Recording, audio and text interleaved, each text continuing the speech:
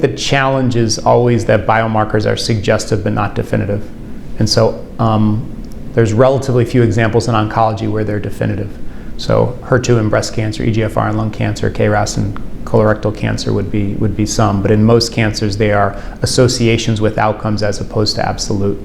What we want is a biomarker that tells us to treat one way and or not treat another way.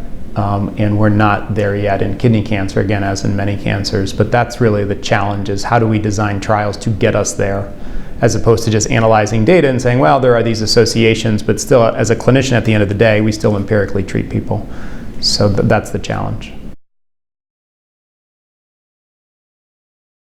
There are what I would call clinical biomarker selection studies. So there are several of these studies giving nivolumab first and then adding IPI at progression. So to me, that's sort of a clinical selection. We're going to give people one drug, and if they do fine, they do fine. That's the biomarker. And if they don't, then we'll intensify therapy.